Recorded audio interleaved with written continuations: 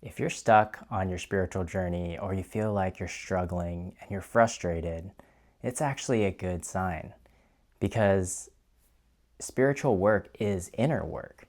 And because you're attempting to do inner work on yourself, all of that trauma, the negativity, the shadow work is actually being magnified by the universe to tell you, like, if you want to work on yourself, here's your assignment and this is what you need to work out.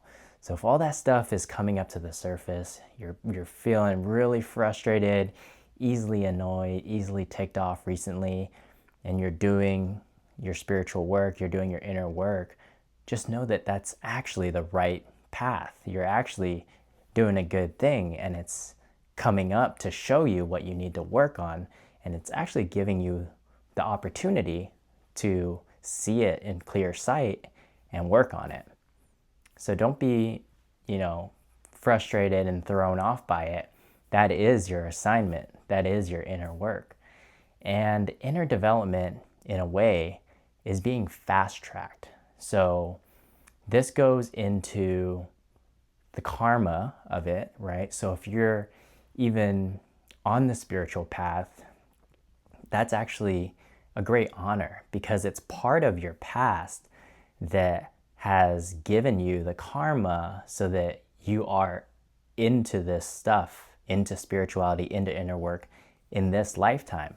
Not everybody has that opportunity. And if you do, consider yourself lucky because those are the fruits of your past lives and what you did in those past lives to sow the seeds of spirituality so that they may come to fruition in this life. And that's tied, of course, to the spiritual science point of view on karma. And if that is karma, then you also logically, if you follow karma, then you logically have also reincarnation into the next life, right? And so it keeps going. And so that also has the implications of this moment now is so great and important because not only are you here on the spiritual path because of your karma, but what you now do, how you work through that inner work, everything that frustrates you, everything that you're struggling with, by attempting to overcome that, you're actually also, all your actions are laying seeds to come to fruition in that next incarnation, right? So if you follow karma, you also follow reincarnation. And so that work becomes so much more meaningful.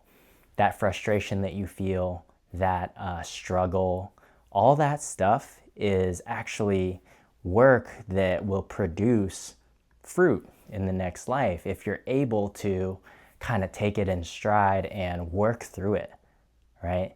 Because in a way, your evolution is actually being fast tracked in a way, because in the spiritual science, the philosophy behind it is that evolution will happen regardless. It might take longer for some people, it might be shorter, but it will happen. It's inevitable for the most part. I mean, some people do devolve, and there's the whole idea of like falling from the natural evolution, but as a whole, it will happen.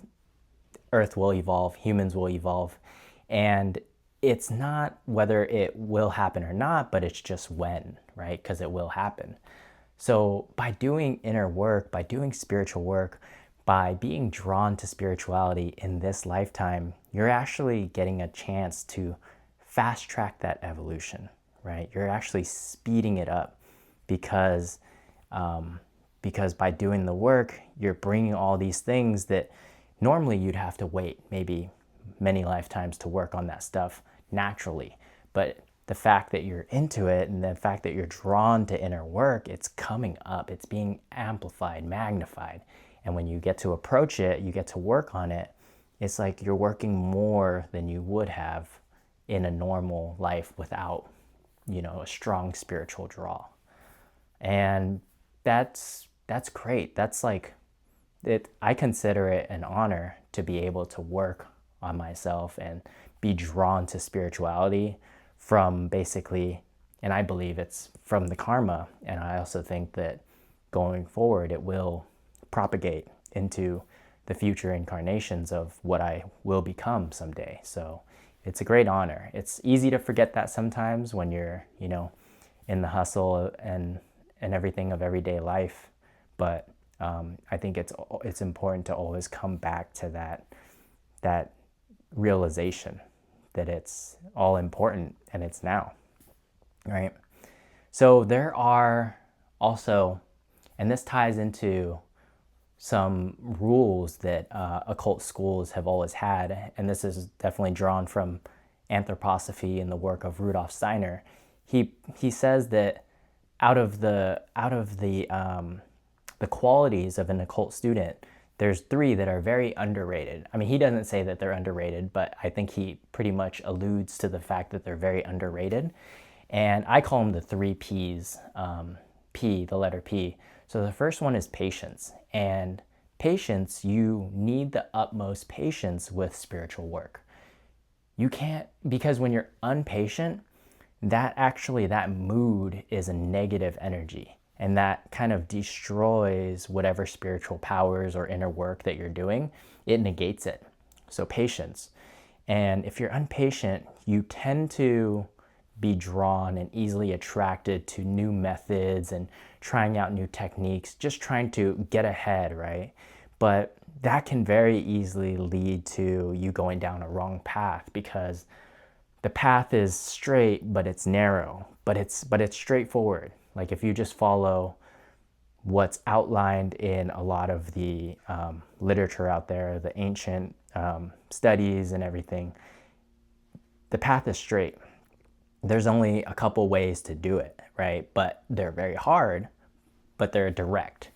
So if you're impatient, you tend to go and try to do roundabout routes, which only, for the most part, they lead to maybe some spiritual powers, but actually a distortion in spiritual powers, and it will actually lead you in the wrong direction. So the first P is patience. The second P is persistence.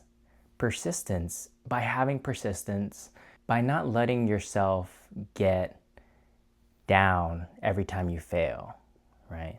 So failing isn't a reason for you to quit, basically. You have the persistence to keep going and keep going, meaning you keep doing your spiritual work, right? You keep working with that inner trauma, that inner pain, that inner struggle. You keep working with it, no matter even if you fail, right? Because you will fail. That's like, it's almost inevitable, even for me, all the time. And the point is to have the persistence to keep going. It's like drops of water into a bucket, At first it's nothing, and it doesn't even seem like you're making any progress. But the persistence is that if you keep going, eventually that bucket will be full. You can have large amounts of accumulation over time if you're persistent. And it actually, being persistent in this manner, in occult training, being persistent with your meditations, with your exercises, with your inner work, it gives you an inner force. It's a positive force that sort of uplifts you, right? It's will. It's will. You're exerting your human will with your ego, and you're saying, I want to do this. You're saying I, right? The will. And that's a force. That's a positive force that will help you along, and it will help your soul powers grow. And the third P is privacy. Privacy in terms of what you experience spiritually. And this one's, I thought, was very interesting, because Rudolf Steiner says occult students, when they're first starting out, even if they're intermediate level, should never even speak of their spiritual experiences, right? You need to remain private about those. And there's a very good reason for it. When you have spiritual experiences, when you're a beginner, even an intermediate, you don't know exactly what it is that you're experiencing yet, because you don't have the experience to know if that's exactly what you're seeing If you're seeing X, Y, or Z, you don't know what it is yet. So when you do talk about your experiences and you try to explain them, you're putting a concept to it already. You're already trying to define and put a label on it. And by doing so, you could be wrong. And by being wrong, you're also closing your mind off to the other possibilities if you start to label it from day one. And you should really just wait until you get to a certain level that where you're 100% sure. And that time will come. That time will come. It may seem like there's nobody out there for you, but the universe works in weird ways to where it will let you know at the right time, and you will know. And at that point, you probably won't even want to talk about it because you'll already know. And if you know for yourself, it's probably not that important that other people know either. And so I just want to go over 3 more ways that I find help me when I'm frustrated, when I'm struggling with that inner work. The first one is that you should try to go do something that is more related to your external duties, your outer life, everything, your who you are, what you need to do. So for example, if you need to take care of bills, go out and do that. Go do something that takes your mind off of all this like inner work, and you have to gain all this wisdom and knowledge. Sometimes that even blocks the transmission from coming in. So try to go do something that's like go buy groceries if you have to, go walk your dog, something that you're supposed to take care of your external duties in everyday life.